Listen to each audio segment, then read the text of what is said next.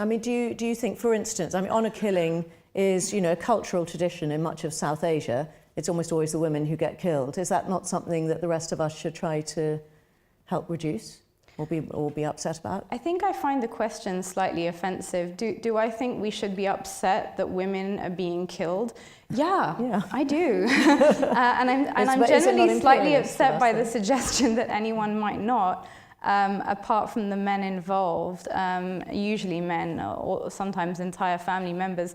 But more to the point, what I would say is that so-called honor killings are one manifestation of domestic violence. And what I would take issue with is the attempt to otherize that form of violence. So rather than saying this is one manifestation of a global phenomena which needs to be tackled, we point out certain cultures as being the problem. And that's where my issue is. Should we tackle the idea that some men believe that they have the right to exert violence upon women? Yes, we should. But I don't think we need to create this idea of a cultural exceptionalism. There are cultural manifestations of that in every culture. And I think that's where, for me, feminism is about recognizing that. I don't see a difference between a guy that goes out, gets drunk when his football team loses and goes home and beats his wife, than you know, a family that comes together and decides to plot the killing of a daughter. I mean, there are similarities across the board. And for me, feminism is about connecting those dots and not creating notions of... In some Islamic nations, women are often deprived of basic human rights, such as driving a car, voting, or are even punished for exposing an ankle. In a world where women are often the guilty party to the crime of rape and must endure severe and inhumane punishment, aren't freedom and religion mutually exclusive? Amani.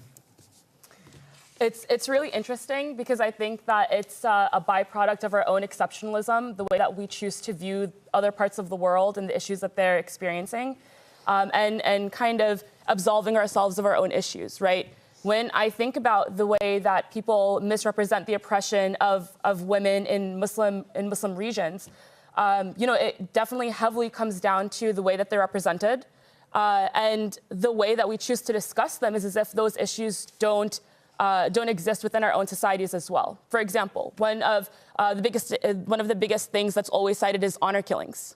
Honor killings are rampant. If you turn on the news, any type of program about Muslim women, you would assume that this is just a problem pervading the entire region.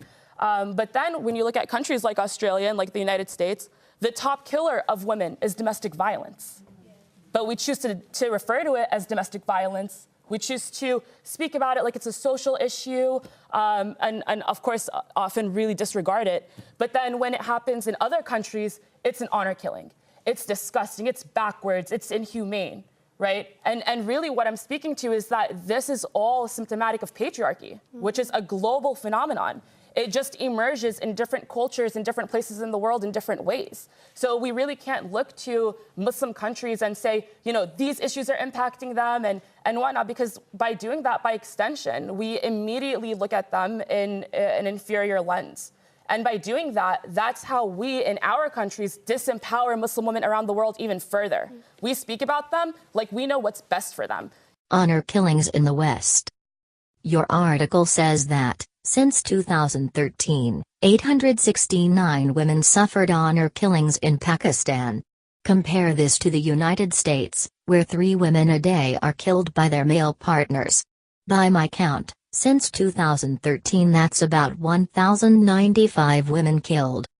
Maybe the women wanted to leave the marriage, or had found a new partner, but clearly the men felt betrayed and dishonored by their partners and killed them. The media are quick to target women murders in Muslim-dominated countries. Maybe they should also look at the facts in the United States and Canada. By Professor Judy Haven, St. Mary's University, Halifax. Jackie Spire tweeted, "I do agree with the President of the United States on one thing he said today: domestic violence does destroy lives, literally. 3 American women are murdered every day by their husband or boyfriend." PolitiFact. California. Fact-checking the sad statistic on women murdered by their intimate partners in the U.S. Spire said in a tweet that 3 American women are murdered every day by their husband or boyfriend. Several domestic violence prevention groups make the same claim on their websites, though they cite data that in some cases is a decade old. We examined an analysis of 2015 homicide data by the Violence Prevention Center, and found that about 2.5 females were killed, on average, by an intimate partner each day in the United States. Spire's statement could have clarified that assailants include former intimate partners, as well as current ones. Also, her tweet references women, though the victims likely include some teenagers. Finally, we found a 2013 Bureau of Justice Statistics report that cautions the relationship between female homicide victims and their killers is unknown in as many as 1/3 of the cases. This makes the actual number of women killed by intimate partners difficult to determine. One can argue the tally is higher than the studies show. We found Spire's claim is on the right track, but could have used a few clarifications.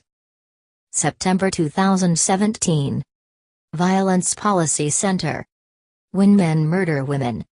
An analysis of 2015 homicide data. United States. 1,686 females were murdered by males in the United States in 2015. The homicide rate among females murdered by males in the United States was 1.12 per 100,000 in 2015. Age.